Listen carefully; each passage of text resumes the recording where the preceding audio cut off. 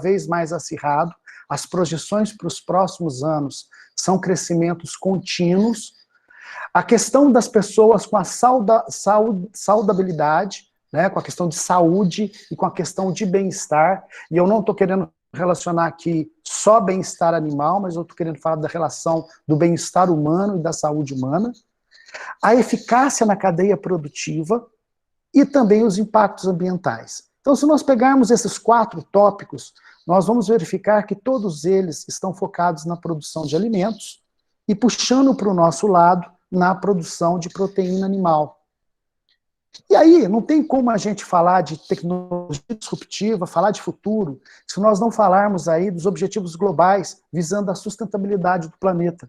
Esse slide, eu acho que a grande maioria de vocês todos conhecem, e nós vamos abordar, né, a questão da erradicação da fome, que é um problema sério, a questão da educação de qualidade, eu estou pensando alguns tópicos importantes, a questão de água, qualidade de água e saneamento, a questão de energias renováveis, relacionados aí com os empregos dignos e crescimento populacional e econômico, relacionado também com as inovações de infraestrutura, consumo responsável, vejam vocês que são temas da atualidade, que envolve todo o conceito geral de futuro, né, combate às mudanças climáticas, vida debaixo d'água, não só na atmosfera, e também a vida sobre a Terra, e principalmente aí parcerias aí para o desenvolvimento das metas. Vejam vocês que esse conjunto de palavras, conjunto de ações, de áreas de domínio, acabam afetando de uma maneira global os planos de sustentabilidade do planeta, mas estão diretamente ligados ao assunto que nós vamos discutir aqui hoje. E aí eu digo para vocês que tudo está numa caixa preta. Muitas das vezes a gente recebe a informação, recebe esse pacote fechado, recebe sim alguns questionamentos, e a gente fica enquadrado e formatado para pensar como todo mundo dentro de um mesmo esquema. Nesse contexto, gente, eu gostaria de convidá-los a vocês a pensar fora da caixa.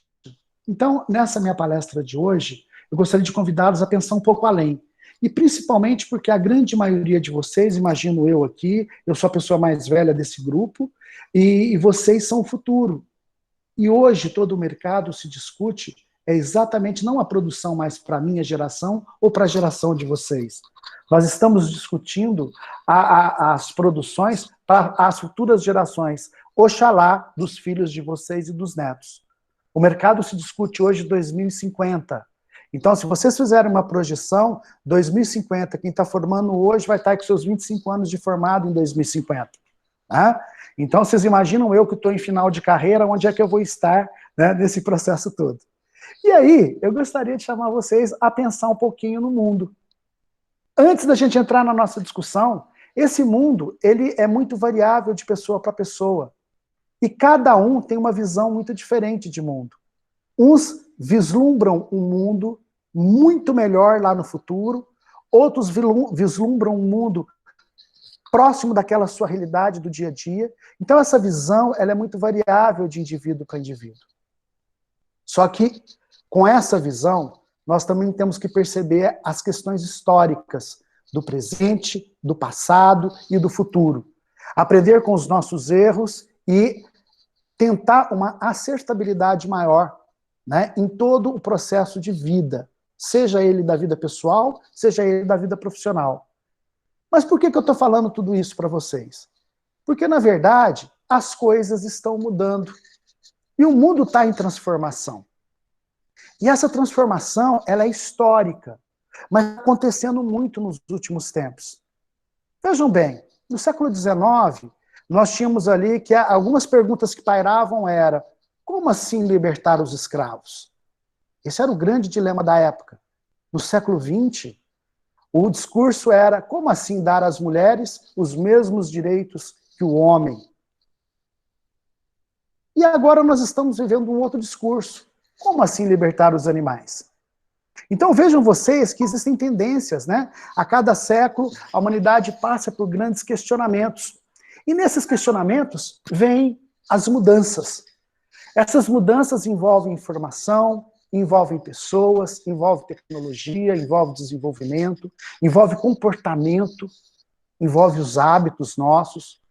Envolve equipamento, envolve computação, né? Então, é um processo contínuo que, nesse emaranhado evolutivo, acaba provocando uma sensação de mudanças que acontecem naturalmente, mudanças que são forçadas, ou mudanças que elas simplesmente acontecem sem nós percebermos.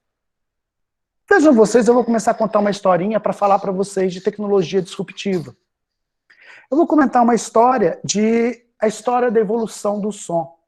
Se vocês observarem aí, ó, 1887 nós tínhamos o megafone, 1948 a vitrola, eu já estou aqui, ó, eu estou aqui no toca-disco, tá? Comecei no toca-disco, eu me lembro que no Natal eu ganhei um aparelho como esse, 78. Depois os LPs e as fitas cassetes começaram a dar espaço tanto para os Walkman e para os Discman. Muitos de vocês nem viveram isso, gente. Ontem a professora Angélica apresentou um slide fantástico, que era que nós tínhamos vários equipamentos, e hoje nós temos na mão um único equipamento abordando todos os outros. Depois, em 98, olha bem, nós tivemos os MP3, e vejam, em 2005 foi o primeiro celular com MP3. 2005, gente, foi 15 anos atrás. E hoje, nós estamos aqui, ó, né, na mão, com todo um sistema que reuniu aquela parafernália de antigamente numa evolução tecnológica muito grande. Bom, vejam algumas comparações. Antes e ainda hoje, mas nós estamos vivendo essa transformação, né? A transformação do transporte urbano, e vamos pegar aqui do táxi para o Uber, que nós já vivenciamos isso com uma grande evolução. Nesse período de pandemia, eu vou pegar a pandemia como exemplo, né? Quantas vezes...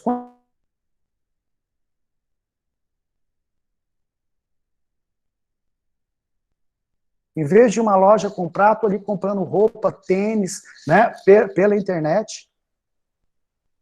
Olha que evolução na área de fotografia. Então, são realidades que nós estamos percebendo evolução ao longo do tempo. Eu gosto muito dessa aqui, ó. Antes a paquera era pessoalmente, era no tete-a-tete, era no olhar, era na piscada, era na cantada. Hoje, a grande maioria das pessoas estão optando pelas redes sociais. Eu estou dando um exemplo, o Tinder, mas existem vários outros sites de encontros. São mudanças de hábitos em função da tecnologia.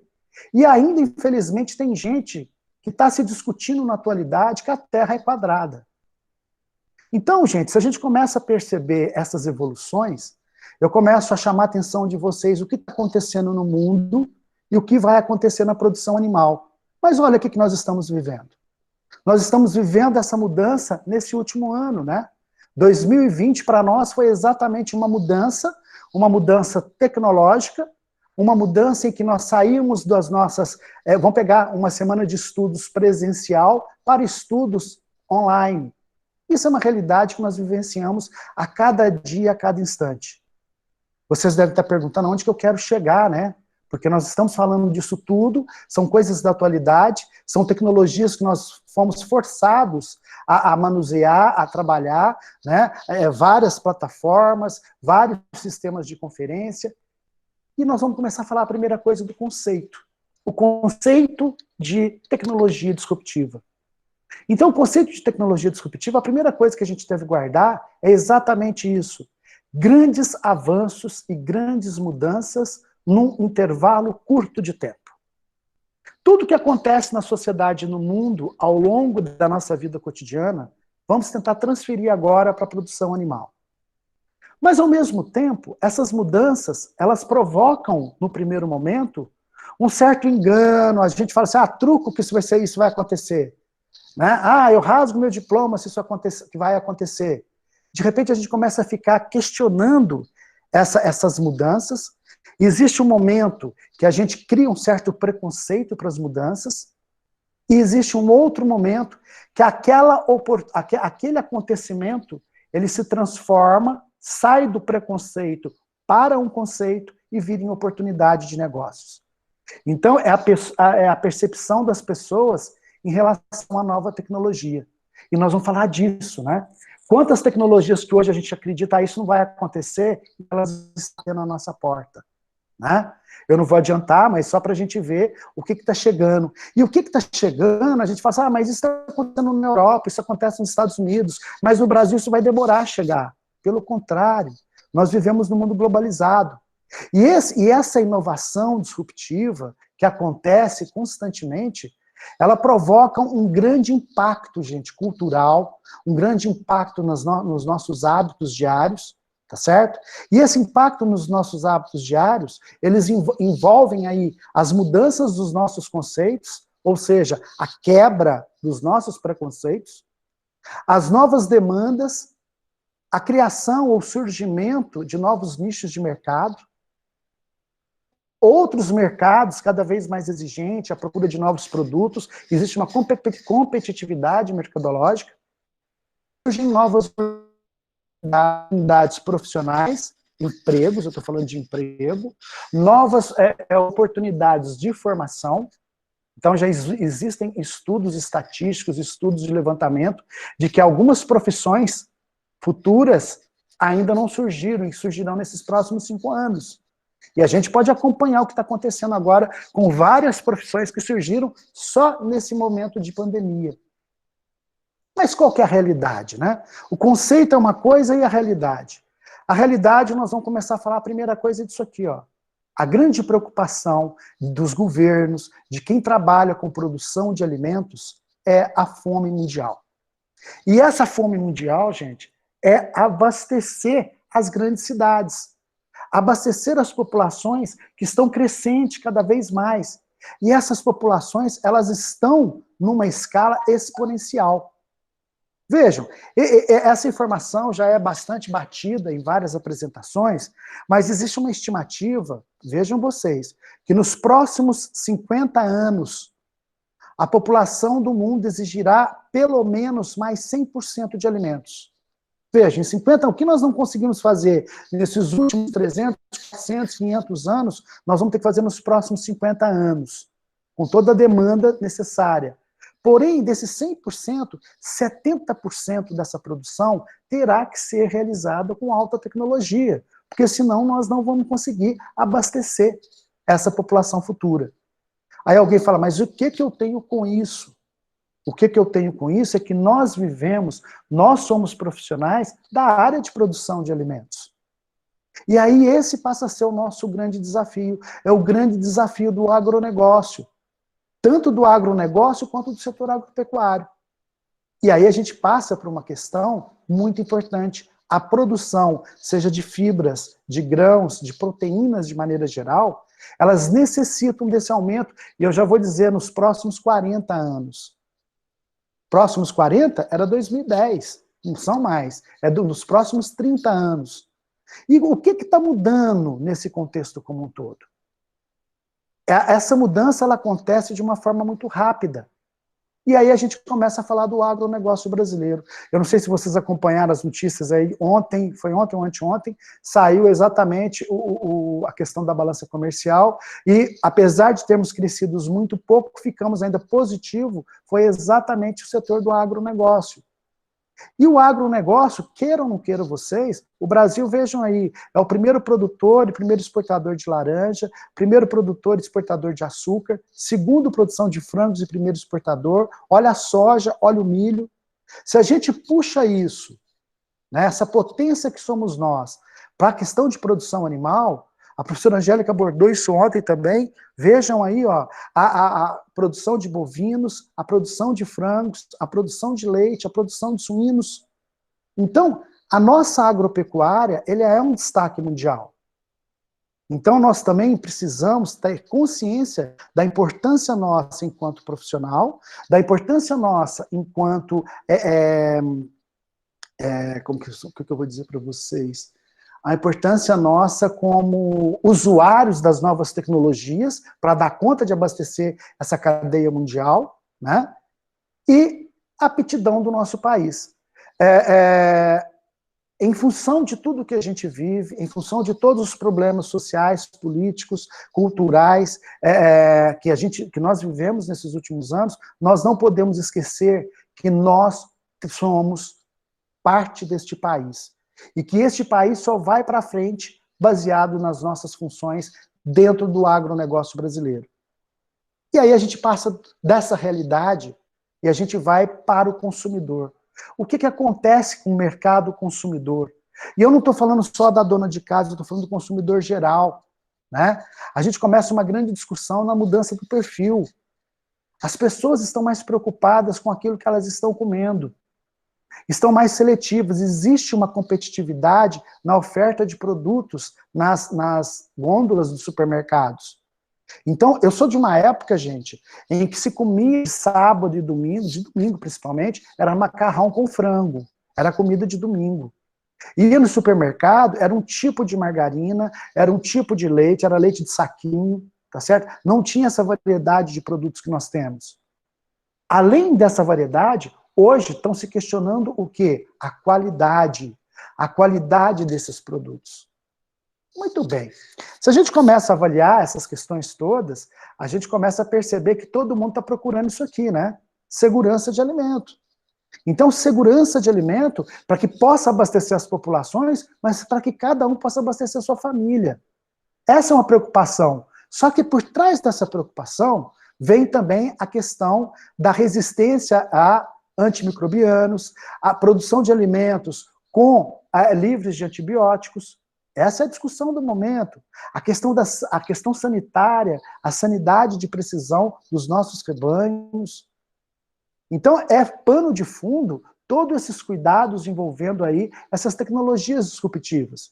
Eu estou tentando fazer um apanhado geral, né, de mundo, de consumidor, de mercado, de Brasil, para a gente ir puxando para as tecnologias disponíveis. E quando a gente vai para o campo? Quando a gente vai para o campo, a gente começa a perceber uma outra coisa que está mudando. Os desafios estão sendo vencidos.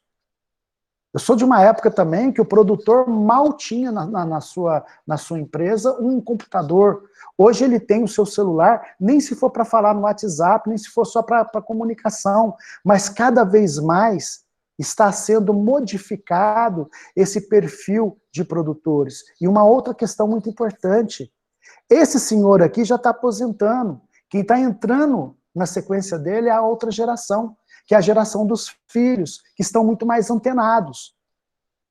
E aí a gente começa a ver mudanças nesse perfil, e mudanças em função do quê?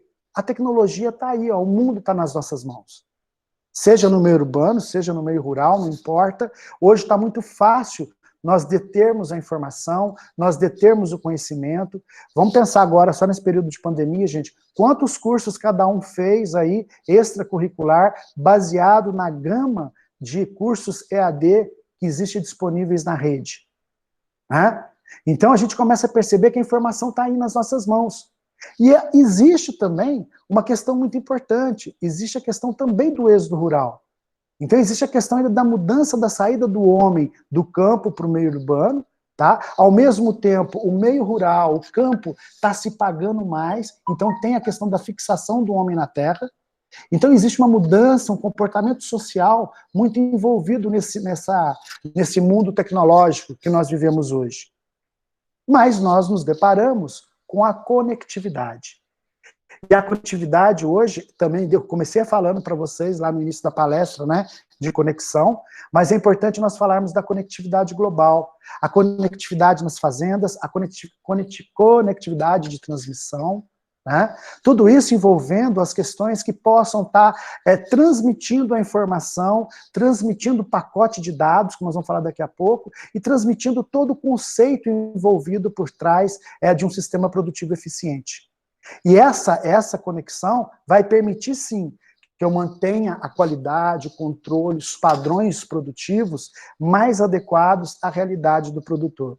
Eu me lembro que, na época, na virada de 2000, já se tinha, por exemplo, na cidade de São Paulo, empresários que, via por um sistema eletrônico, ele conseguia filmar e acompanhar o dia a dia, a rotina da sua fazenda no interior do estado. Hoje, com muito mais eficiência, ele interage, ele entra no banco de dados, ele simula, ele pega os dados, ele coleta os dados, quer dizer, todo um conjunto de informações muito acirrado. Aí alguém fala assim, mas professor, tem diferentes níveis de produtores. Eu falei, tem diferentes níveis de produtores, nós temos diferentes níveis de tecnologia, tá certo? Mas este é um caminho sem volta. É uma mudança que vai cada vez mais sendo adaptada tecnologicamente e economicamente, hein? Porque hoje muita coisa pode não ser de tão fácil aquisição por um produtor, mas isso com o passar do tempo está virando uma questão bastante usual. Eu vou mostrar daqui a pouco para vocês também.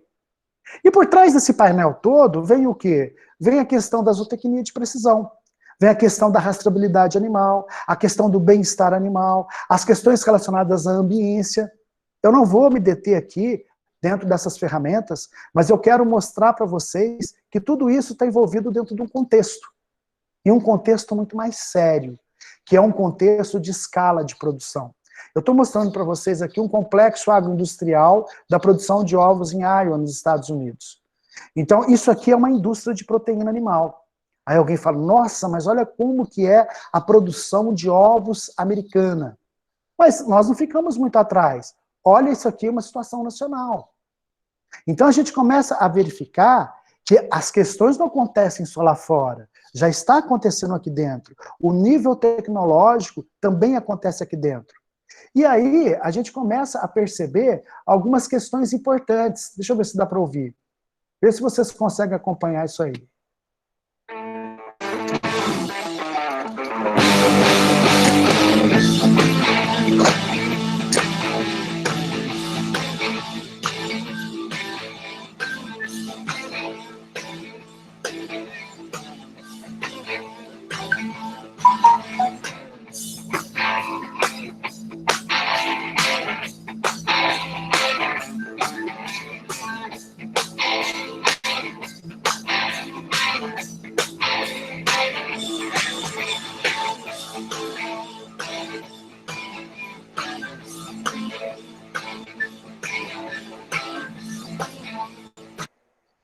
Bom, isso aí foi só para ilustrar para vocês um pouquinho desse mundo tecnológico que a gente vive e que, na verdade, está envolvendo o nosso campo do dia a dia.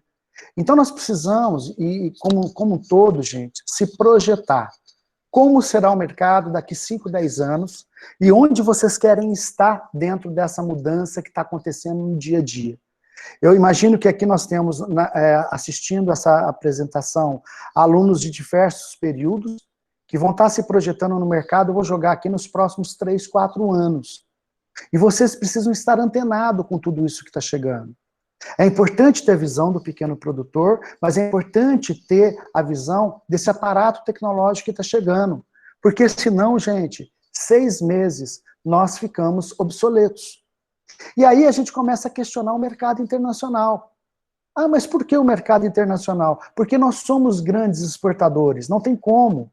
E aí esse mercado internacional, além de focar na qualidade do produto e segurança do alimento, eles também estão focalizando hoje em como esses produtos são fabricados, são produzidos. E aí nós temos a questão de um conceito bastante conhecido, que é o conceito de saúde única, One Health, e associado aí a questão da OIE, no qual o Brasil é signatário, e a FAO, né, que são fundações aí a Fundação de Produção de Alimentos e Agrícolas. Então, nós temos, por trás de tudo isso, organizações mundiais que estão focando, de maneira geral, na produção de alimentos. E hoje, quando a gente fala de produção animal moderna, nós não podemos esquecer desses 3 elementos: os animais, as pessoas e o ambiente. Então, quando eu falo de bem-estar animal, pegando um exemplo, eu tenho que pensar no bem-estar do animal, o bem-estar do homem e o bem-estar do ambiente. E da mesma forma, quando eu for analisar outros parâmetros produtivos. E aí a gente começa a perceber também, gente, que as empresas estão já se comprometendo. Esse movimento não é um movimento que acontece num país ou no outro, é um movimento mundial. Vejam aí, e tem isso, eu tenho outros slides maiores que esse, mostrando o quantas empresas estão assumindo compromissos com sustentabilidade, com bem-estar animal, com sistemas produtivos de produção animal ética, que envolve por trás de tudo isso as tecnologias de mercado, as tecnologias disponíveis. Muito bem. Então, esse aparato, eu quis mostrar para vocês também um pouquinho desse mundo, né, de mercado lá fora, sem entrar muito em detalhes numéricos. O meu objetivo aqui para vocês hoje é chamar vocês a pensar um pouco mais sobre esse mundo lá fora. E aí a gente começa a falar de tecnologia. Quando eu falo de tecnologia, eu vou falar de equipamentos, eu vou falar de conectividade, eu vou falar de sistemas produtivos, redução de perdas, isotecnia de precisão, mas eu tenho que falar também de repensar os nossos sistemas.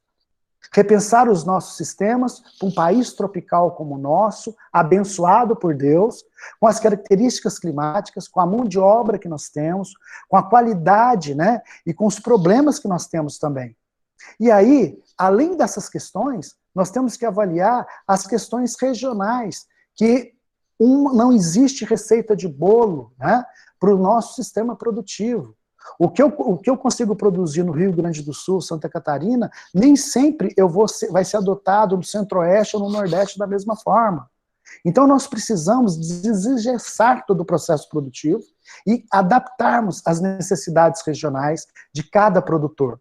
E quando a gente fala disso, gente, eu estou querendo falar para vocês o seguinte: eu tenho um produtor top, eu tenho um produtor mediano, eu tenho um pequeno produtor. Então existem soluções para todos os níveis. Então, a automação e controle do ambiente sempre será necessário. Um país tropical como o nosso é impossível não ter. Então, eu tenho aqui uma instalaçãozinha simples, mas que é necessário o quê? Um controle do ambiente, dentro da realidade desse produtor.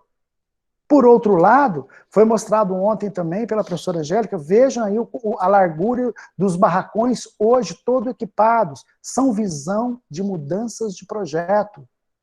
Ao mesmo tempo que nós tínhamos barracões de 3 metros de largura para a produção de ovos, vamos pegar a região de Bastos, vamos pegar aqui a região do estado de São Paulo, nós temos barracões hoje com mais de 40 metros de largura. Então vejam, são mudanças tecnológicas, que envolvem aqui, vejam vocês, sistemas de produção de leite. As vacas, chamado sistema cross ventilation. As vacas não veem, tá, a luz do sol. Essa foto aqui, propriamente dito, fica a 2 quilômetros da minha casa, gente. Fica aqui de frente para minha casa. Então, na verdade, a gente começa a perceber que isso aqui está batendo na porta de casa, um sistema equipado como esse.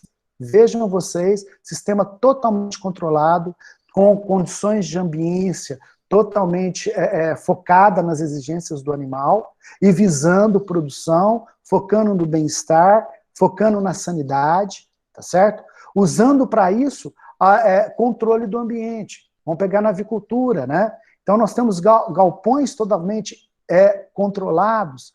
Então essa tecnologia, vejam vocês, sempre tem a bandeirinha do Brasil aí, que eu estou colocando do lado, para focar que são coisas nossas. É a nossa realidade. Então nós não estamos fugindo, não estou trazendo nada lá de fora.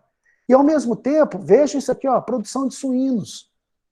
Né? Então olha o sistema de produção de suínos totalmente fechados, com controle do ambiente, de forma que você trata esse ar, tanto relacionado à ambiência, mas relacionado à tecnologia. Não vamos questionar se o sistema paga ou não paga. Todo esse levantamento de eficiência técnico-econômica é feito pelas empresas antes da adoção de um sistema como esse. É lógico que a solução para um cara como esse vai ser diferente de um pequeno produtor isolado. Mas nós temos realidades diferentes e nós temos tecnologias disponíveis. E vocês estão preparados para tudo isso que está chegando aí? E aí, quando a gente fala de tecnologias, né, na produção animal, hoje virou moda. Todo mundo fala de inteligência artificial, internet das coisas, software e aplicativos, open dados, big data, né, sistemas de controle, visão computacional, gestão. Tudo isso, na minha concepção, são ferramentas da zootecnia de precisão para trabalhar com redução de perdas e eficiência produtiva. E aí, tudo isso que vem nas mudanças que a gente vê aí mudando nos noticiários, no dia a dia, gente, façam um exercício de transferir isso para a produção animal. Como que isso está chegando para a produção animal de maneira geral? Da mesma coisa que acontece com a internet das coisas, existe também a internet focada aí, Animal Health Things, que foi lançado em 2015 pela Universidade de Cambridge. Mudanças de oportunidades com a internet das coisas focadas aí na saúde animal. Então, isso está envolvendo diretamente zootecnistas e veterinários.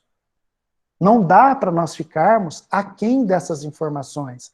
E muitas das vezes, essas informações, elas não chegam na nossa sala de aula no dia a dia, gente.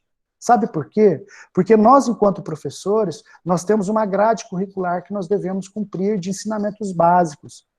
Então, existem várias questões que vocês têm que buscar na paralela, buscar as informações. E aí também uma mudança do olhar do animal, não só sobre o aspecto biológico, no aspecto fisiológico, mas do aspecto da engenharia.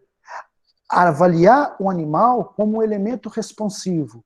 Nós já sabemos que os animais são seres sencientes, mas eles também nos dão respostas.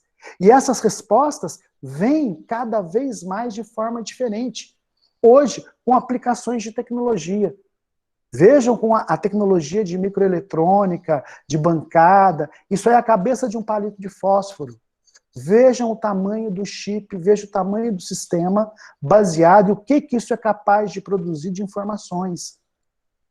Então a gente começa a perceber que essas tecnologias disponíveis podem ser aplicadas. Eu estou dando um exemplo aqui para vocês da abelha robô. Né? Tá aí o sisteminha, tá isso na internet, mas está aqui a abelha robô relacionada com todo o sistema. Olha aqui os vários sistemas de coletores de informação para detectar voos de abelhas. Isso aqui é só um dos exemplos.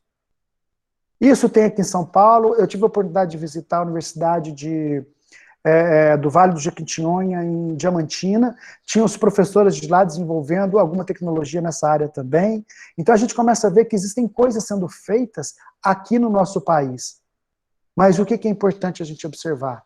Que sempre nós temos que avaliar, independentemente se é um ovino, se é um suíno, se é um ave, se é um caprino, se é um equino, o animal com um biosensor. Nesse biosensor, nós pensamos em modelos inteligentes. Esses modelos inteligentes, que é a inteligência artificial, que todo mundo fala, já são ferramentas, é um conjunto de ferramentas que muitas das vezes vários professores de vocês já usam. Mas vamos pegar um exemplo típico aqui.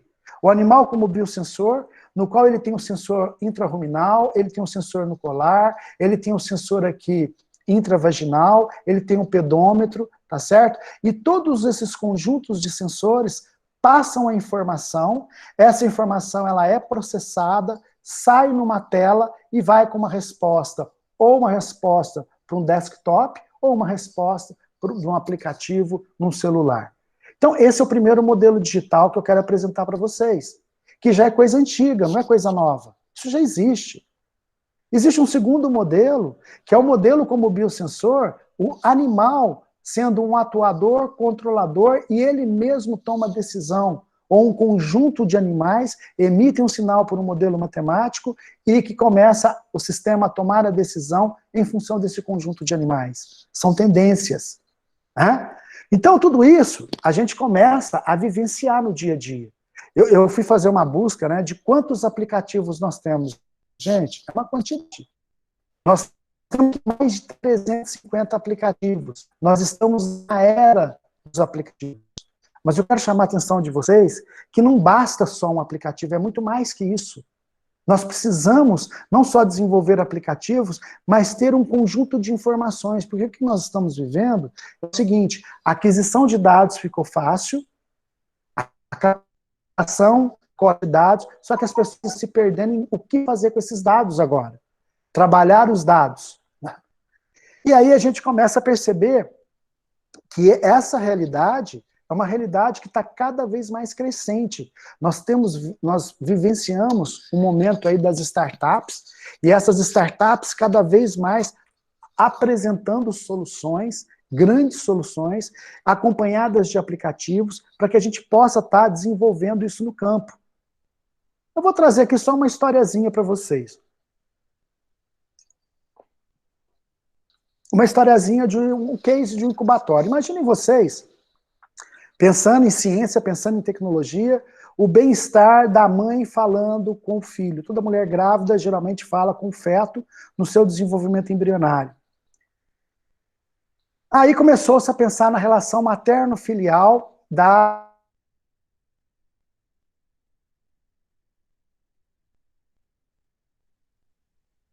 em termos de produção em quantidade, que não se tenha galinha, e sim o barulho ensurdecedor, e se isso afetaria ou não o desenvolvimento embrionário. Então, algumas hipóteses foram questionadas. Se o barulho das incubadoras comerciais afeta o desenvolvimento embrionário, quanto a casca do ovo isola o som, se essas perdas produtivas ocasionadas pelo som podem afetar economicamente a produção. Bom, a partir daí foi medido nos incubatórios o quanto se faz, quanto se tem de som, os tipos de incubadora, a produção, certo? E foi desenvolvido um microdecibelímetro para medir o som dentro da casca do ovo. E a partir daí verificar o quanto que a casca do ovo isola o som, para saber quanto que chega de som dentro do próprio ovo. E esse desenvolvimento embrionário foi avaliado em diferentes sons, tanto os sons das incubadoras comerciais, o som da mãe, o som de outros equipamentos, foram medidos, foram avaliados, foram pesados, foram avaliadas as proteínas de desenvolvimento, e aí sempre tem, né, no conjunto, os pintos bons e os pintos de descarte, dentro do processo da eclosão. E aí foi verificado exatamente isso aqui, ó, a quantidade percentual de baixa eclodibilidade, pintos, eu vou chamar de segunda linha, pintos com problemas, tá? Débeis, com pintos de refúgio, problemas nos membros, nascimentos atrasados, baseados simplesmente na variabilidade do som. Então vejam vocês, coisas simples que podem estar afetando a rentabilidade do sistema produtivo. Isso é tecnologia chegando aí no dia a dia. No case da bovinocultura, quero apresentar para vocês a relação não só dos softwares que vão fazer essa avaliação direta, mas também das medições nos sistemas dentro das instalações, a interpretação dos dados, a tomada de decisão para o acionamento de sistemas de controle, mas também a utilização de tudo aquilo que eu comentei com vocês, né? Geoestatística, falando aí dos modelos de análise de dados, a modelagem fuzzy, os sistemas RFID, as redes neurais, as redes wireless, visão computacional, a computação cognitiva, a termografia, o CFD, ainda a bioacústica, a epigenética, a biomecânica, todos esses conjuntos de ferramentas são utilizadas hoje para um melhor entendimento do animal e para melhor solução. Aí alguém fala assim, mas isso não é muito teórico? Não, porque quando a gente chega numa situação como essa, vejam vocês, eu tenho sistemas inteligentes, tomadores de decisão, atuadores, em loco, tá? Através do colar, através da abertura de comedouros. Essa foto aqui eu tirei, um sistema de produção que eu visitei. Então a gente começa a verificar que essa realidade existe. A mesma coisa quando a gente fala de sensores, atuadores e tomadores de decisão. São os robôs que se tem hoje na produção, utilizando aí o animal como biosensor. Vejam, isso aqui, essas duas fotos anteriores, foram do Canadá. Essa foto aqui, gente, é uma foto aqui do Brasil, tá certo? É um robô da mesma forma distribuindo alimento às vacas, aqui, ó, todas identificadas, todas dentro de um sistema produtivo adequado ao nosso manejo. Aí a gente começa a perceber atualidades, quando a gente começa a perceber as tecnologias de infravermelho. Aí eu estou pensando na bovinocultura. Aí nós temos aqui, desde aqueles coçadores de bem-estar que nós vimos lá naquele modelo canadense, nas instalações brasileiras, como também as ordenhas robotizadas. Então, não tem mais ordenhador, a vaca vai para a ordenha no momento que ela quer, no momento que ela deseja. O sistema ele é automático, então, por infravermelho, as teteiras são colocadas. Tudo isso existe na internet, os vídeos das empresas que comercializam, né, e que trabalham com esse tipo de produto. Mas o que eu quero chamar a atenção de vocês, tecnologia na porta de casa. A mesma coisa aqui, mostrando esse conjunto de fotos, nessa mesma propriedade que eu falei, que é robotizada. E não existe uma ou duas, gente. Existem várias. Aí alguém poderia falar assim para mim, professor, mas isso não é a realidade do produtor de leite nacional. Realmente, não é. Nós sabemos que a nossa produção de leite, nós somos formados por grande quantidade de pequenos produtores. Mas o que eu quero chamar a atenção de vocês é que essa tecnologia, ela veio para ficar. Vai chegar o momento que ela vai ser adaptada para as nossas realidades, e aos poucos os produtores vão se adequando a esse sistema de produção. A mesma coisa os sistemas fechados, né, com os painéis evaporativos, que foi mencionado ontem, os ventiladores exaustores, fazendo toda a questão de circulação de ar no sentido transversal das instalações. Mas aí a gente começa a falar de visão computacional. Bom, falei um pouquinho de ambiência, vamos falar um pouquinho de visão computacional. Vejam vocês a questão dessas duas fotos aqui. Aqui tem a tacinha de vinho, tá? Então tá aqui a pessoa, aqui está com uma taça de vinho, bebeu 2 taças, bebeu 3 taças. A mesma coisa, sem beber, sóbria, 1 taça, 2 taças, 3 taças. Chega um ponto e fala, ó, isso aqui não vai dar certo, né? Então nós temos o estímulo, a emoção, o sentimento, a sensação e a senciência. Mas por que eu estou falando isso?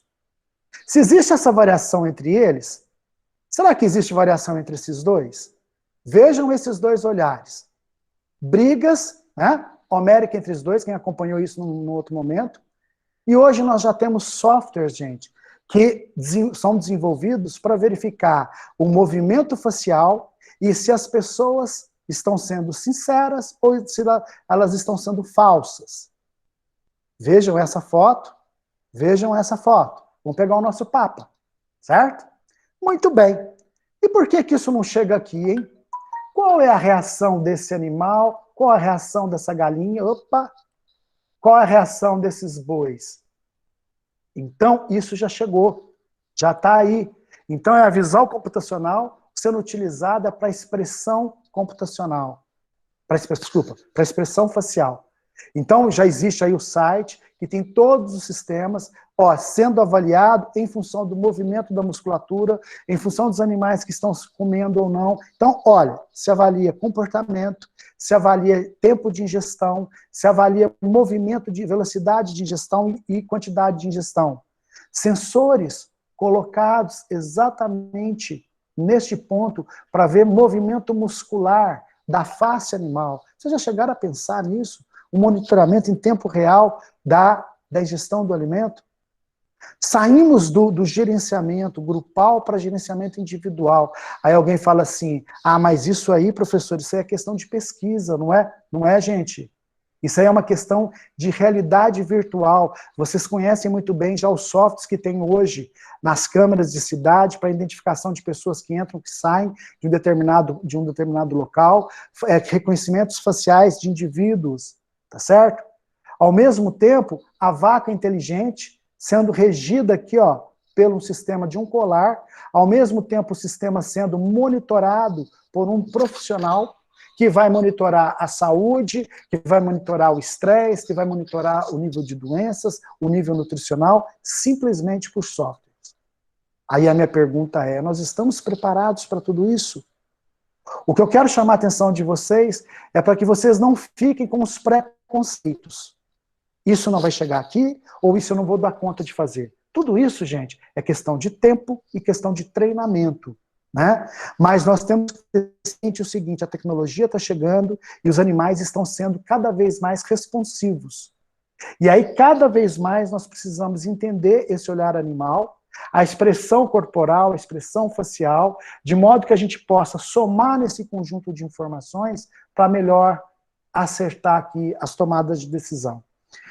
Ontem a professora Angélica falou uma coisa bastante interessante, que eu quero até reafirmar, exatamente nisso. Não dá mais para saber, olha, o meu animal tem tantos pesos, comeu mais ou menos 3, 4 quilos, acabou isso, acabou o achismo, acabou o chute, porque tudo isso hoje é dinheiro. Mas nós não podemos falar nisso para deixarmos de falar num grande problema que no passado foi problema para nós a questão do custo energético. E o custo energético está focado aqui, ó. Hoje a gente começa a ver pequenas propriedades rurais, simplesmente utilizando aquilo que nós temos de mais barato, entre aspas, mas de graça, que outros países não têm, que é a radiação solar. transformando esse calor nosso em energia. Então vejam aqui, né, uma propriedade rural, aqui ó, um conjunto de aviários, olha a estação de energia aqui, né, e nós temos aqui ó, uma outra propriedade com um conjunto de painéis solares. Isso é mudança, que se a gente fosse pensar há 10 anos atrás, não se pensava nisso, tinha ideia, mas isso é inviável, isso é totalmente fora do contexto. Hoje em dia, essas usinas, eu vou chamar de usina de energia solar, é uma realidade nacional. Aí eu pergunto para vocês, quais os países lá fora podem fazer isso e ter a quantidade de radiação que nós temos aqui? Bom, passamos para as nossas tendências reais. Essas tendências reais, elas envolvem o presente e o futuro. Isso aqui é uma reportagem que saiu numa das revistas aí de um jornal e saiu em 2016. Vejam lá o produtor com celular e pelo sistema de radiofrequência, a temperatura do suíno, a questão dos sinais cerebrais da vaca, a questão da vocalização das galinhas estavam sendo medidas. 2016, 4 anos atrás, tá certo? Eu digo para vocês, eu tenho dito isso nos últimos anos, os animais irão falar. Não tenho dúvida disso. A professora Daniela deve estar aí conosco, e a professora Angélica. O professor Daniel Berkman, há mais ou menos 15, 20 anos atrás, ele nos visitou em Piracicaba e trouxe um aparelhinho que era mais ou menos como esse aqui. E esse aparelhinho, ele falava assim, nós estamos estudando a medida da vocalização de suínos. Aí levamos ele numa suinocultura lá, e ele pegou, passou o aparelhinho e falou, olha, 20% dos suínos estão com diarreia e 15% estão com pneumonia. Eu lembro que na época, eu tinha cabelo, claro, né? Eu falei assim, nossa, eu cocei a cabeça, falei assim, truco, né? Truco, esse cara tá chutando. Aí depois passou um pouquinho, eu falei pro funcionário, faça lá um levantamento pra gente, só para ver mais ou menos quanto tá. Gente, na época,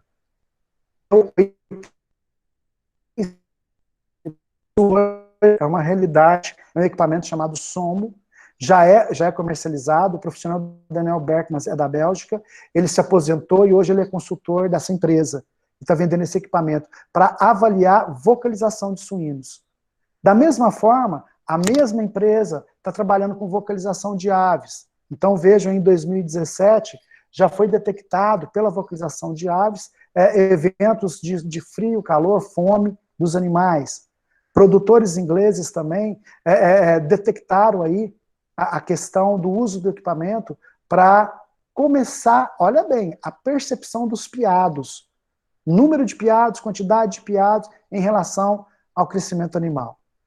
Muito bem, gente. Aí a gente começa a chamar atenção. Eu gostaria de chamar a atenção de vocês, veterinários. Vejo isso aqui, estava no Instagram da Cargill. A inteligência artificial está ajudando a analisar os sons feitos por galinhas e identificar problemas de saúde antes que eles são evidentes para o olho humano. É uma maneira de usarmos a inovação digital para ajudar os agricultores a melhorar o bem-estar dos animais. Então, isso que eu estou falando para vocês é uma realidade de mercado hoje. Muito bem. A mesma coisa acontece com bovinocultura leiteira, certo? Então, já tem aqui algumas reportagens, e essa reportagem, vejam vocês, é de 2017, estudando a vocalização de bovinos. Então, nós estamos falando de tendências. Quando eu falo que os animais vão falar, eu não tenho dúvida que eles falam, dentro da linguagem deles, o que eu quero chamar a atenção é que nós vamos estar entendendo essa informação. E nós estamos preparados para tudo isso? E eu quero chamar a atenção de vocês para isso. China supera os Estados Unidos na corrida pela inteligência artificial. Entrevista de emprego com robôs pode virar tendência. Quantos telefonemas que a gente recebe hoje do telemarketing, a gente já está falando com robô faz tempo, né? Aquela que fica o tempo todo, que, desculpe a palavra, enche, né? E até a opção 1, 2, 3, para depois ser atendido por alguém. Vejam vocês, robôs tomarão 6% de todos os empregos nos Estados Unidos até 2021. Olha, reportagem de setembro de 2016, reportagem de 2016, reportagem de 2017. Agora, olha uma de 2018. A origem dos bytes, você pode perder o emprego para um robô. E aí a minha pergunta é, Nós escrevemos uma matéria na avicultura industrial, sinocultura industrial, no blog lá de inteligência artificial, com a seguinte pergunta: você está preparado para ter um colega de trabalho sendo um robô? Será que eu estou viajando, gente?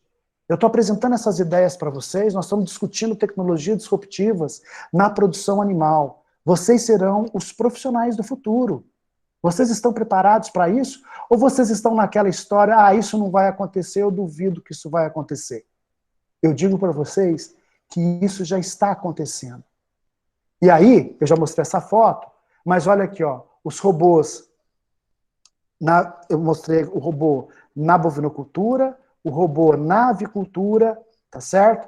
Robôs que são franceses, eu tenho os alemães, eu tenho os ingleses, tem vários, né? Eu trouxe só algumas fotos para vocês. Uns fazem a movimentação da cama, outros fazem a termometria do corpo animal, outros fazem a medição de gases. Cada um tem uma contribuição e já tem uma interação. E não vai parar por aí. Isso aí vai evoluindo cada vez mais, certo?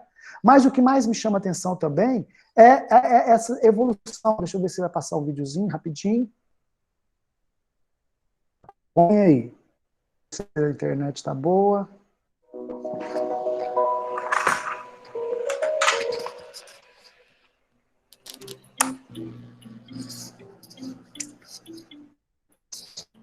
Um grupo francês, 100% automatizado, tratamento de cama,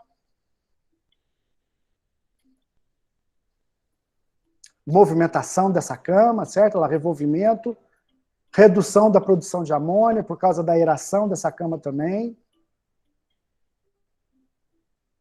Falando da qualidade ambiental.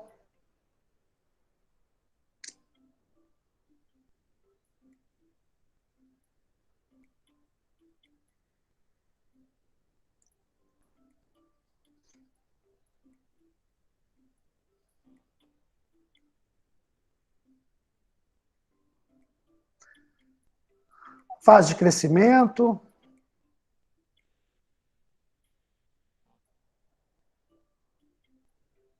E a inteligência artificial, olha o reconhecimento facial, ó, de uma forma ainda, né, mas iniciando o desenvolvimento aí de estruturas, tá?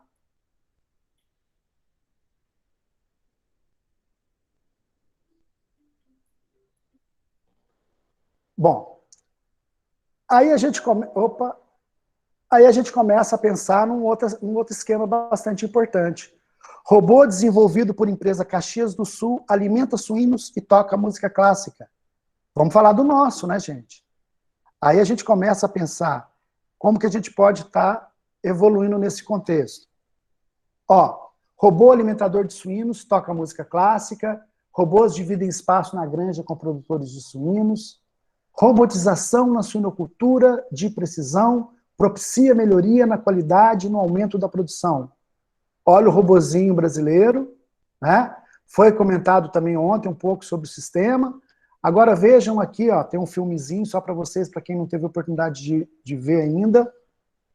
Coisa rapidinha. E o mais interessante, esse é o robô nosso, feito aqui. Ó, sistema patenteado. Se vocês procurarem na internet, vocês vão ver a quantidade de produtores que estão adotando. Isso é uma inovação muito grande na suinocultura. Tá? Então a distribuição de alimentos está aí. Deixa eu passar um outro. Só um minutinho. Vejam aqui, esse aqui eu quero chamar a atenção para vocês verem o nível da produção só. Olha o tipo de granja. Olha, com a granja simples. Olha o tipo de estrutura, não precisa ser uma estrutura sofisticada. Olha o robozinho, ó, saindo de uma granja, de um galpão, né, indo para outro. Gente, isso é realidade nacional. Isso é produtor brasileiro, tá? Então a gente começa, deixa eu pegar aqui, ó, só para ele andar mais rapidinho, para não dar tempo de... Ele está indo para o outro barracão aqui, ó. Olha lá. Então, o que mais chama atenção é que às vezes a gente começa a ver essas coisas acontecendo e fica achando que isso acontece lá fora. Isso está aqui dentro. Os robôs já estão dentro da nossa realidade. Ok? Muito bem. E aí, quando a gente fala disso tudo, eu quero falar para vocês do ecossistema rico, mas muito complexo, das nossas startups. Vejam as startups brasileiras relacionadas no agro, né? Então a gente tem uma quantidade de empresas surgindo cada vez mais, focando nesse desenvolvimento. E nós, como produtores de proteína animal, nós precisamos também deixar de ser colônia, ficar na dependência de tecnologia lá de fora. Um exemplo típico é exatamente esse robô na suinocultura. Né? Muito bem. E aí, gente, o que eu tenho para falar para vocês é que o futuro já chegou. E se o futuro já chegou, a gente começa a observar o seguinte, chegou de que forma? Né? Vamos lá. Então, voltando naquele gráfico inicial, tem coisas que nós precisamos quebrar os conceitos. Tem coisas que vocês precisam estar questionando, se vocês estão contra ou a favor, se acreditam ou não. E aí, vamos lá. Mudanças de hábitos, a proteína animal do futuro. Vocês já estão preparados para isso? Né? Então, isso pode chocar no primeiro momento. Tem muita gente que fala, eca, eu jamais vou comer isso. Eu garanto que nós já estamos comendo isso em algumas questões, algumas coisas. Vejam, a USP de Piracicaba tem feira de degustação de insetos comestíveis, uma vez por semestre. Olha as brusquetas. Olha que insetos e carne falsa são o futuro dos alimentos. Vocês acreditam nisso, gente? Qual é a percepção de vocês com relação a isso? Pegar uma matéria de 2017. A carne do futuro poderá ser 100% carne e 0% animal. Servido? Ou essa, a carne do futuro chegou e ela não é feita de animais. Aí tem gente que fala, não acredito, isso aí não vai virar, isso não vai acontecer. A 1.000. Fazenda do Futuro recebe um aporte de 115 milhões. Agora, reportagem de agosto de 2020. Startup de carne vegetal, Impossible Foods, levanta aí o aporte de 200 mil dólares. Fazenda do Futuro capta um novo aporte que é avaliado em 715 milhões de reais. E aí eu começo a apresentar para vocês uma outra tecnologia disruptiva. Mas o que isso tem a ver conosco? Tem a ver conosco porque nós falamos de produção animal. Tem a ver conosco porque nós falamos de alimentos. E aí eu entro aqui questionando com vocês exatamente isso aqui, ó. Pessoal, vamos ficar espertos. Nós temos aqui, ó, a Seara, a Sadia, a Perdigão e a Marfrig. Todas investindo em carne vegetal. E eu pergunto para vocês, são as nossas grandes empresas que produzem proteína animal. Isso é à toa? Comecem a ficar ligados no que está acontecendo. Nessas tecnologias de tendências mundiais, de mudança de comportamento do consumidor. E por trás disso aqui, gente, estão as profissões nossas. As profissões de cada um de vocês. Então, para a gente concluir, eu estou aqui com 58 minutos, tá? Para a gente concluir, gente, eu tenho que falar algumas coisas importantes para vocês. Qual a diferença do coelho para a tartaruga? Eu quero definir com vocês a diferença da tecnologia e qualificação. Tecnologia e qualificação com velocidades bastante diferentes. A tecnologia vindo a passos largos e a nossa qualificação está vindo que nem a tartaruga. É muito importante vocês estarem atentos a essas mudanças. É muito importante nós termos parcerias de desempenho, de trabalho de grupo, de planos, de colaboração, do ganha-ganha, sem aquela lei do Gerson. Só através da parceria que a gente vai ter o quê? Nós vamos ter sucesso no nosso desempenho enquanto profissional. E, principalmente, nós precisamos estar conectados. O poder das conexões, o poder do que está acontecendo no mundo, conectar aí com esses acontecimentos do dia a dia. Não dá para a gente ficar na bolha só da universidade. Nós precisamos estar antenado com o mundo do mercado, o que está acontecendo nessas grandes empresas. Não importa, gente, qual é a formação de cada um de vocês. O importante é que hoje nós precisamos de profissionais com múltiplas visões e com visões de futuro. Não importa se é engenheiro agrícola, se é engenheiro agrônomo, se é veterinário, se é zootecnista, se é engenheiro eletrônico, se é programador, se são advogados, matemáticos. Hoje nós não resolvemos o problema sozinho. Nós precisamos de ter um grupo multidisciplinar para estar resolvendo problemas, estar propondo soluções. Nós não detectamos o conhecimento, nós não sabemos de tudo, nós estamos acertando e errando. Então é importante que para a gente estar nesse mercado, nós precisamos formar, inclusive, vocês precisam ser os novos profissionais treinados e cada vez mais focados em dados, em análise de dados, com 3, 4 telas ao mesmo tempo. Eu tenho 2 telas abertas aqui na minha frente, mais o celular. Então a gente tem que estar locados com tudo isso que está acontecendo de informação.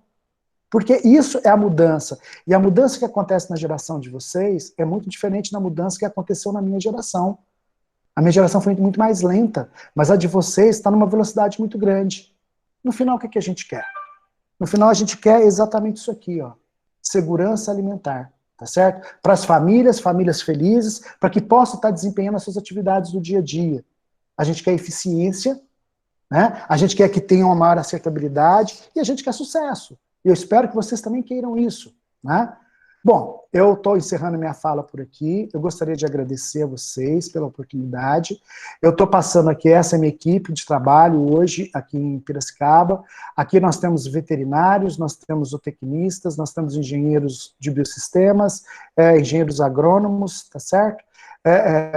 Matemáticos e estatísticos. Isso compõe a nossa equipe que tem alunos de graduação e pós-graduação. Gostaria de convidá-los também, quando tiver interesse, né? Todas as quartas-feiras, das 18 às 19 horas, nós temos o Nupeia Talks, que acontece também pelo Google Meeting. Toda quarta-feira a gente discute um assunto técnico, vocês estão convidados a participarem, é só nos acompanhar aí nas nossas redes sociais, fiquem à vontade, entrar em contato conosco. E, mais uma vez, eu agradeço a oportunidade de estar falando com vocês, me coloco à disposição aqui para dúvidas e esclarecimentos. Eu acho que eu fiquei dentro do horário aí, gente, 1h e 2 minutos, tá bom? Muito obrigado, passo a palavra para o coordenador aí da mesa. Obrigado. Muito obrigado, professor Irã, foi excelente a palestra. Tem algumas perguntas aqui para você, aí eu vou... Deixa eu só tentar... Estou tentando tirar a minha tela aqui, que eu não travou.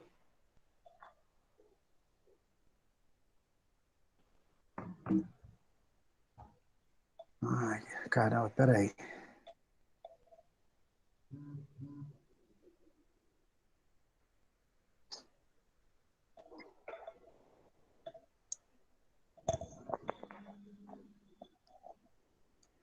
Para a apresentação. Certinho. Certinho? Certinho. Posso começar a fazer as perguntas? Pode começar, fica à vontade. A primeira pergunta é do Bruno Francisco de Oliveira. Ele perguntou: a fome mundial não está mais interligada com a desigualdade de distribuição de renda do que quantidade de alimento produzido? A forma, só a primeira palavra que foi? Faça de novo. Tá. A fome mundial não está mais interligada com a desigualdade de distribuição de renda do que a quantidade de alimento produzido? Eu concordo também, é o Bruno que perguntou, né? Eu concordo também, Bruno, com a desigualdade de distribuição de renda, mas nós temos também que a distribuição de renda não sendo efetiva, começa a faltar alimentos, porque falta tecnologia, falta disponibilidade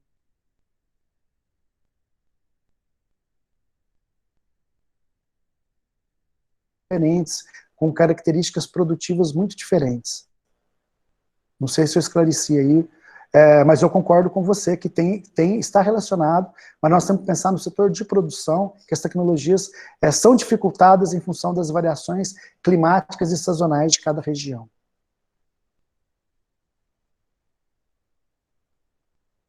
Ótimo.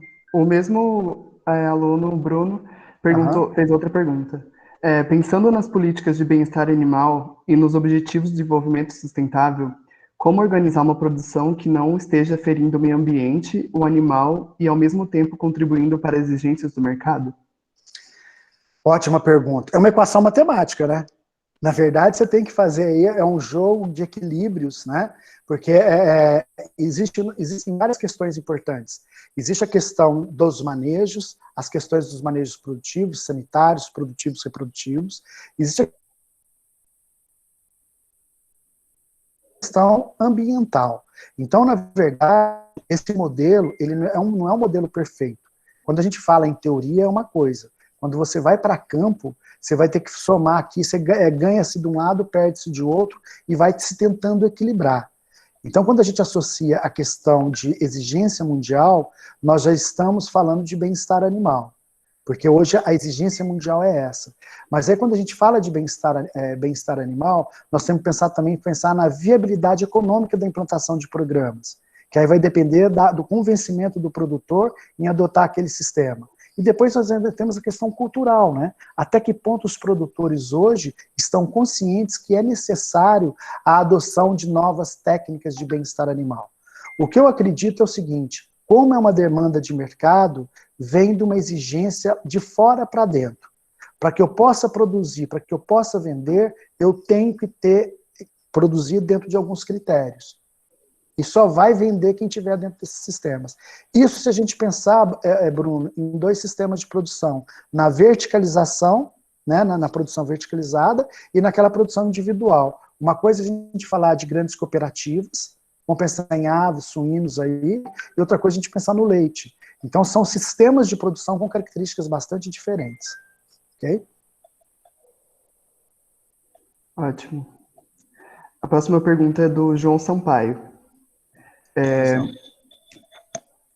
Queria saber se o senhor conhece alguma solução que esteja sendo aplicada para a bovinocultura de corte, que seja de visão computacional ou de software inteligente para controle individual.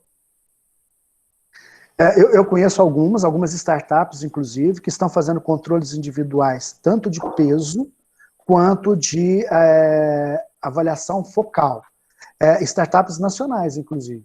E algumas estão sendo, tem como parceiros ou como anjos aí, algumas empresas bem famosas, mas estão na fase embrionária, né? Já existe o sistema, já estão testando, aplicando em algumas fazendas, estão sempre associadas a programas de nutrição, tá certo? Mas já existem sim, tá?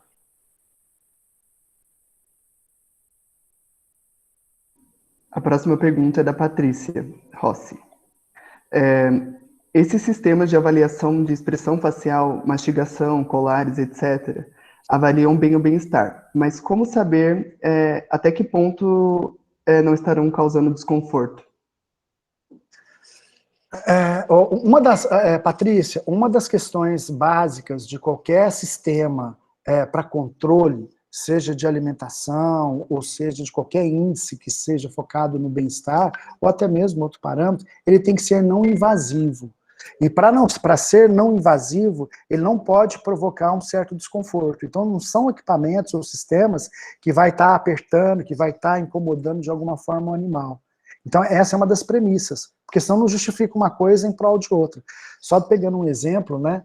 Antigamente, acho que a professora Angélica deve lembrar disso, a professora Daniela também, lançou-se a questão dos microchips. A gente tinha uns microchips que era do tamanho de um grão de arroz. E a gente colocava aquilo no frango, né? Punha na crista, punha na barbela, punha no coxim plantar, e falava, é um grãozinho de arroz não dá. Aí o frango começava a claudicar, a gente media vários parâmetros, né? Só que se você fizer a relação, na época a gente não pensava nisso, pensava na tecnologia, o frango sangrava pra caramba, e aí se a gente pensar na relação proporcional, gente, é a mesma coisa se eu enfiasse um negócio desse no meu braço. Então o grão de arroz está para galinha do mesmo jeito que isso aqui está no meu braço. Agora enfia uma ferpa no seu dedo e vê o quanto isso não dói. Então vejam, né, a evolução. Então hoje em dia todos os sistemas são outros, estão focando para redução de sofrimento animal de maneira geral. Tá bom? Temos mais uma pergunta da Patrícia. Uhum. Qual a sua opinião sobre o futuro dos profissionais com a evolução dessas inovações tecnológicas nos segmentos da produção animal? Qual o impacto desses robôs nas nossas profissões? E a sua opinião sobre o futuro com essas carnes vegetais? Patrícia, ótima pergunta, né? Olha, eu vou te falar uma coisa importante. Vamos primeiro falar dos profissionais, depois a gente fala da carne. A questão dos profissionais, eu vejo o seguinte: vocês precisam estar atentos. O mundo está mudando, gente. Hoje, quem está na faculdade, daqui 4 anos, 5 anos, a realidade de mercado é outra. Então, há necessidade de se adaptar a essas exigências e há uma necessidade da gente estar antenado com essas novas tecnologias. Os robôs, eles só vão nos trazer mais dados, porque aqui, ninguém aqui é um colaborador de granja que vai ficar lá coletando o ovo, ou vai ficar lá cuidando na lida, né, no dia a dia. Nós vamos ser técnicos. Então, enquanto técnicos, vocês vão trabalhar com dados. Então, os robôs, vocês não vão trabalhar com manutenção de robô, isso aí é um outro profissional. Mas vocês vão trabalhar, sim, com um banco de dados que esses robôs estão fornecendo. Então, o meu conselho hoje para vocês, e aí é muito importante, né? Tem muita gente que tem aversão às planilhas de Excel, às planilhas de dados, fiquem atentos nisso, porque os profissionais do futuro são aqueles profissionais que estarão ligados a trabalhar com dados.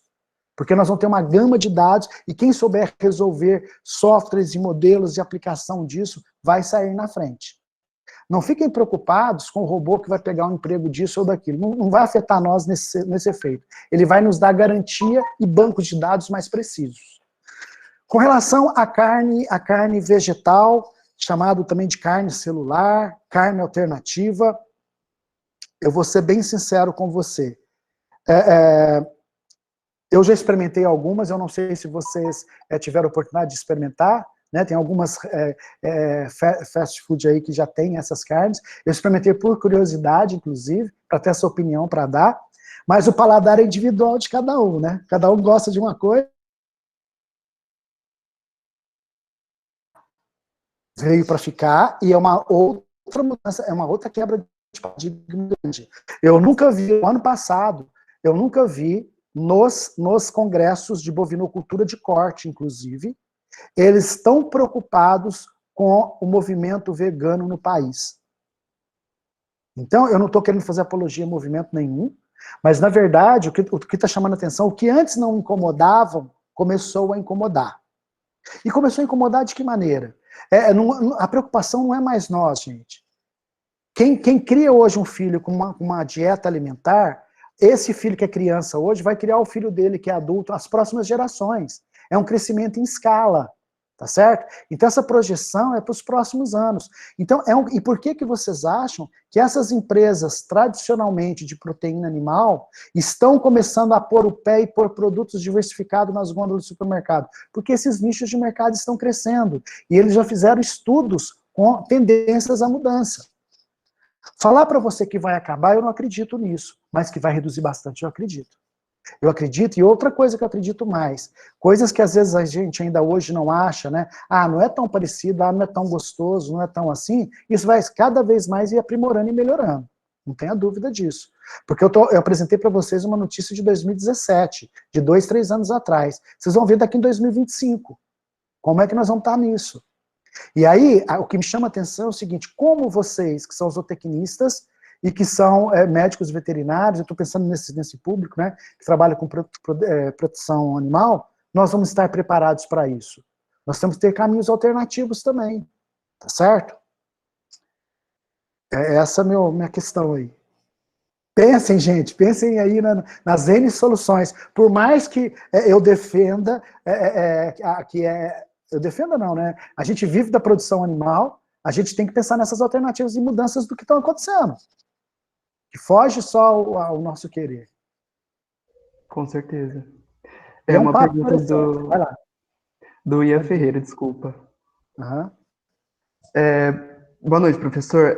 Na aquicultura, quais as novas tecnologias são aplicadas? E como o senhor, como professor, vê essa falta de disciplinas voltada para o assunto zootecnia de precisão nos cursos de graduação? O que falta para mudar isso? Então, o que falta mudar isso primeiro sensibilizar os coordenadores de curso da necessidade. Eu tenho uma disciplina aqui na graduação, aqui na Exal, que é optativa. Zootecnia de precisão, bem-estar e ambiência. O ano passado eu tive 18 alunos, vindo algum grupo de Pirassununga, fazendo o pessoal da engenharia de biosistemas, com o pessoal da biologia, daqui da Exal, e o pessoal da agronomia. Esse semestre eu estou com 31 alunos. Então, para uma disciplina optativa, está crescendo. Os alunos estão começando a se conscientizar disso. Mas isso eu estou falando de uma escola de agronomia, de engenharia de biosistemas. Agora, imaginem para vocês, da zootecnia e da medicina veterinária, isso é fundamental. Então, ou cursos extracurriculares ou disciplinas, tá? Disciplinas de zootecnia digital. Então, nós precisamos estar antenados com essas mudanças.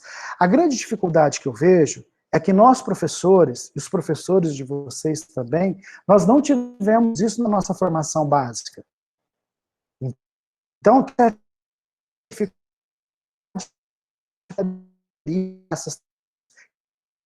gente precisa aprender para ensinar, que a gente pode, inclusive, fazer participações, e aproveitando o centro acadêmico, promovam eventos e tragam pessoas das empresas para falar, para dar testemunho, para dar treinamento. Eu acho que isso enriquece bastante a Santa Catarina, viu? Treinamento com a questão de mercado. Com relação à cultura, né? Eu desconheço muito pouco da agricultura, para ser sincero para vocês, eu não tenho muita propriedade de falar sobre isso. A única coisa que eu sei, que eles têm um controle muito acirrado hoje de dor em peixes. A especialista nessa área, a professora Carla Molento, lá da Universidade Federal do Paraná, que trabalha com bem-estar animal, e tem alguns professores que trabalham com a ambiência na aquicultura, especificamente com controle da qualidade de tanto temperatura quanto qualidade química da água.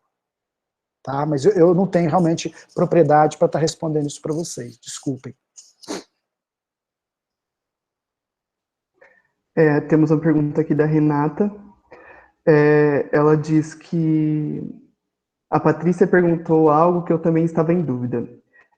Ontem mesmo estava lendo sobre carne 3D que já existem, e do leite sem a vaca, que saiu nas matérias dessa semana. Como ficamos como profissionais e como fica a qualidade dos produtos? Bom, é um grande questionamento, viu, Renata? E se a gente pensar, vamos pensar só na cadeia do leite, hoje eles estão fazendo leite até de amêndoas, tá? Por causa dessa tendência de mercado. Eu vejo que nós temos um grande caminho a percorrer. Fecha-se uma porta, abre-se outras portas.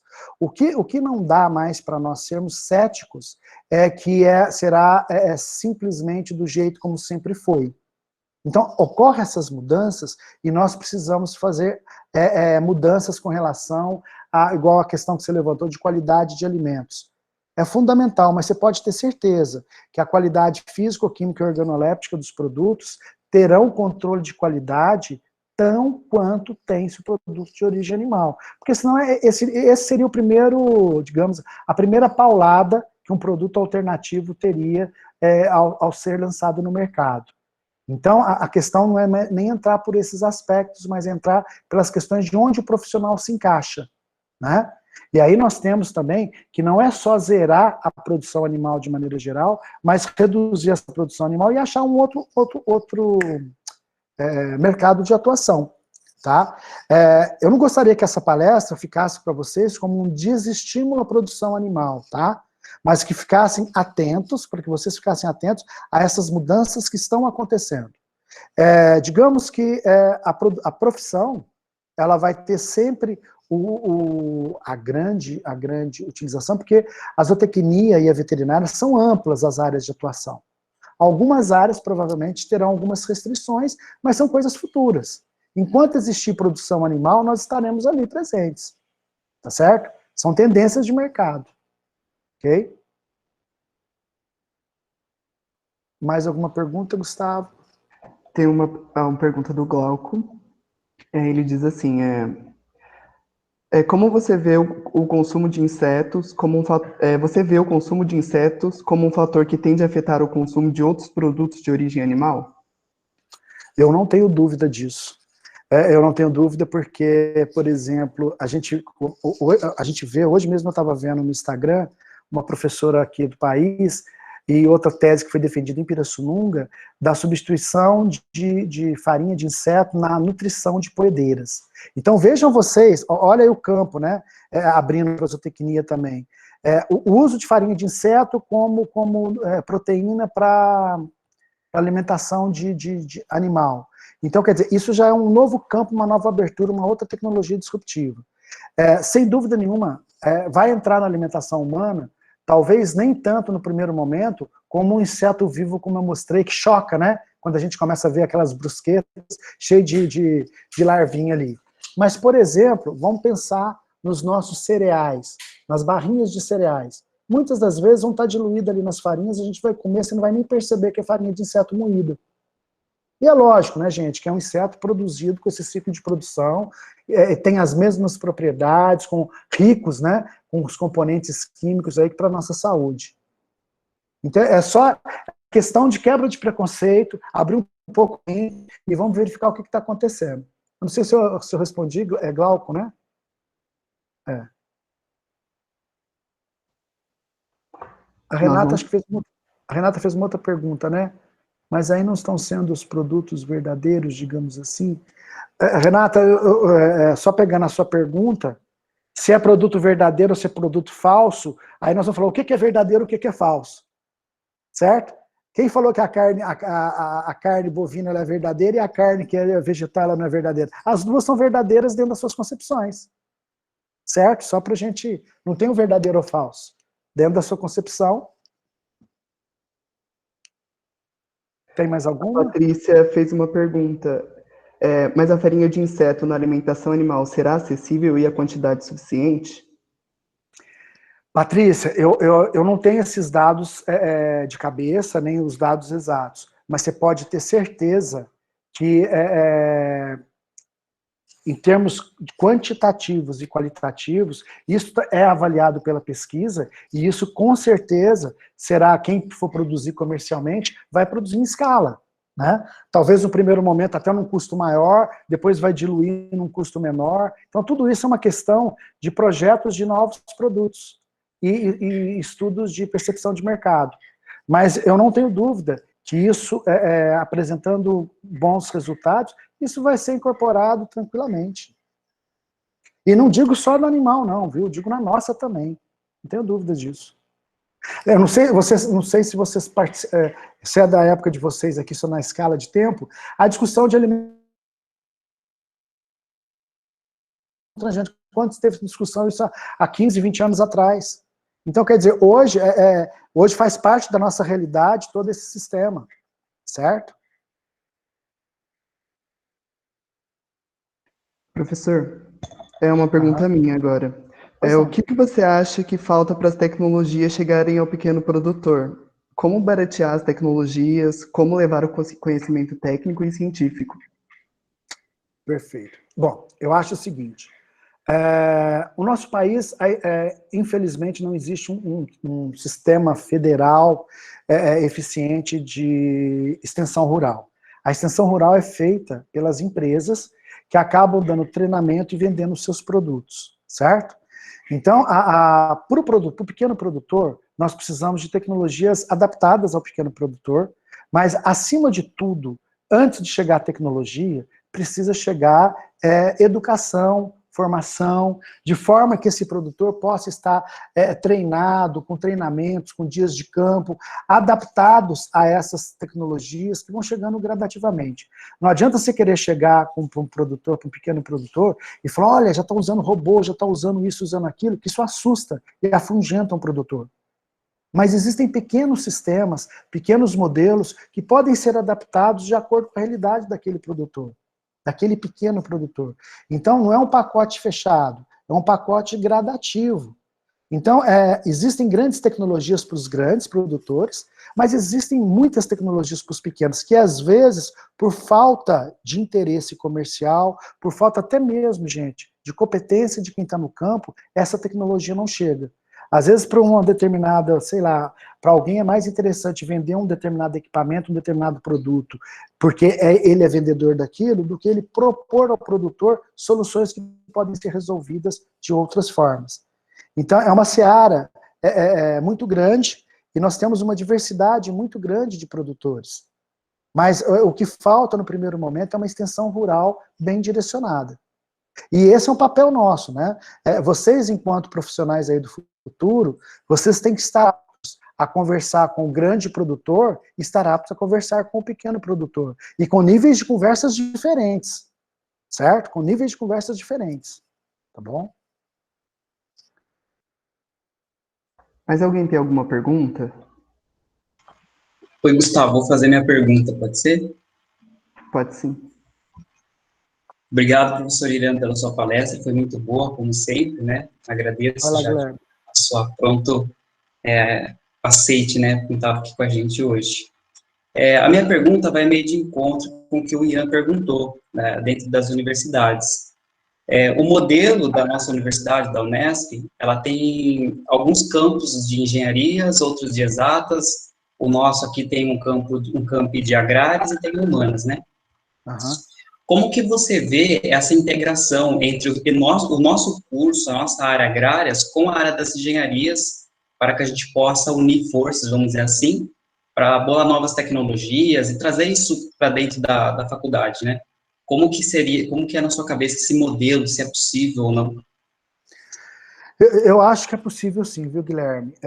Eu vou até aproveitar, olha, a professora Priscila está aí assistindo, a professora Priscila lá do campo de Tupã, a Priscila é zootecnista, né, Priscila, trabalha na engenharia de biosistemas de lá, então é muito importante a parceria de trabalho, e hoje nós estamos percebendo que essa parceria, ela não precisa nem ser mais presencial, nós podemos trabalhar grupos de pesquisas multidisciplinares, é muito importante que vocês fomentem isso com os professores.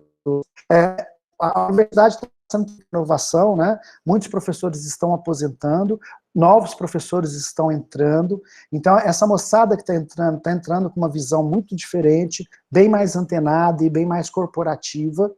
Então é importante isso, eu acredito que dentro da própria Unesp, vocês têm a Botucatu, Jabuticabal, Tupã, tá certo? Dracena, então, deixa eu ver mais, assim, as que eu conheço mais próximas ali, tem Presidente Prudente, se eu não me engano, tem veterinária lá, se eu não me engano, que podem fazer parcerias tranquilas, e mesmo, não precisa ser de Unesp com Unesp, pode ser Unesp com Unicamp, com USP, então essas parcerias estão sempre abertas. E às vezes essa parceria, ela é muito mais corpo a corpo. Ela pode ser uma parceria feita de um professor de uma universidade com um professor de outra, como parceria de alunos de uma faculdade com um professor de outra, com um professor de uma outra. Eu acho que hoje em dia os grupos de pesquisa eles são mais abertos, são amplos para a gente estar, como que fala, trabalhando e em conjunto. Eu acho que quanto mais, melhor.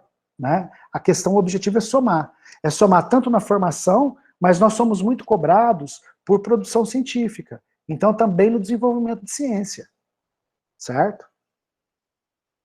Eu acredito muito nisso, para te falar a verdade, viu?